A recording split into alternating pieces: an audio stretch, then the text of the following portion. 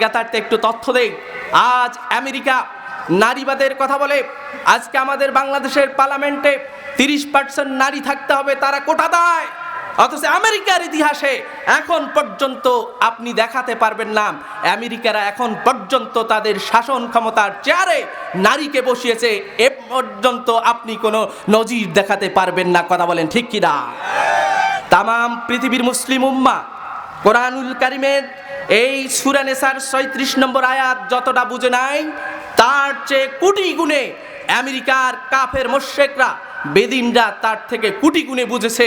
যেটা কিছুদিন আগে নির্বাচন হয়ে গেল, আমেরিকার নির্বাচন, কিছুদিন আগের নির্বাচন এবং এর আগের নির্বাচন, হিলারি ক্লিনটনের জনপ্রিয়তা ছিল আকাশচুম্বী, তারপর কমলা হ্যারিসের জনপ্রিয়তা ছিল আকাশচুম্বী। এরপর আমেরিকার মানুষেরা নারী নেতৃত্বকে মেনে নেয় নাই। আমেরিকার ইতিহাসে উম্মাত পাগল এবং পুরো পৃথিবীর জন্য মাতাল এবং পুরো পৃথিবীর জন্য একটা ভয়ঙ্কর একজন মানুষ ডোনাল্ড ট্রাম্পকে ওরা আমেরিকার প্রেসিডেন্ট বানিয়েছে। এরপরও কমলা হ্যারিসকে, হিলারি ক্লিনটনকে ওরা নারী নেতৃত্বকে মেনে নেয় নাই। কথা বলেন ঠিক কিনা? আজ বাংলাদেশে 1971 সালে এদের স্বাধীন হয়েছে। আজ 2024 সাল, এই সুজলা সুফলা শস্য শ্যামলা আমাদের এই বাংলাদেশ অপার একটা কুদরতের বাংলাদেশ। এই বাংলাদেশে আল্লাহ পাক কি দেন নাই? প্রাকৃতিক সৌন্দর্য, প্রাকৃতিক সম্পদ দিয়ে আল্লাহ পাক বাংলাদেশকে ভরপুর করে দিয়েছেন।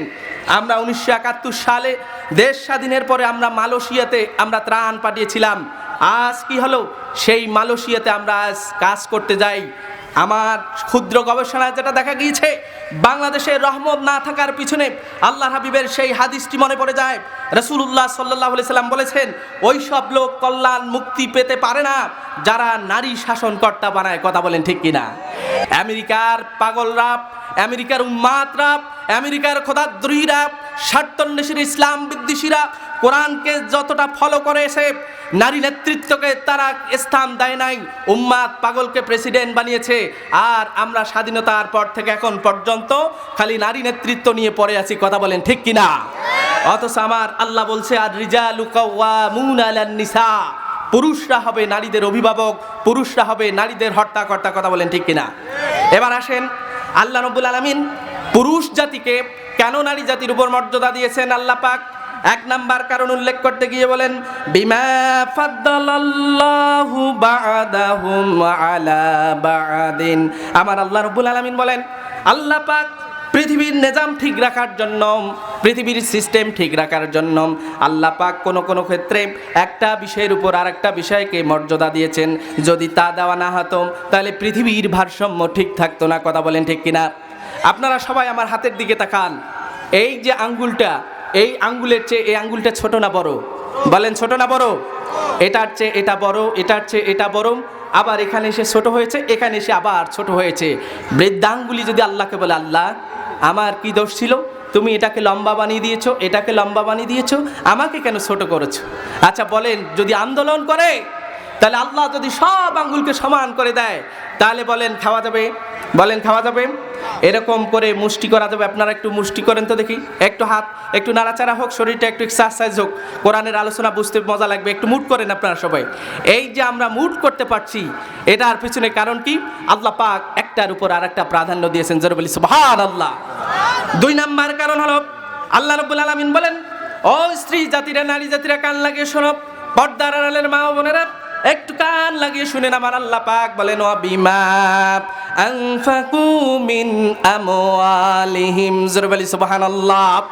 ও আমার মায়েরা, কেন স্বামীকে মানবেন? আল্লাহ রাব্বুল আলামিন স্বামীর উপর কর্তব্য দায়িত্ব দিয়ে দিয়েছেন।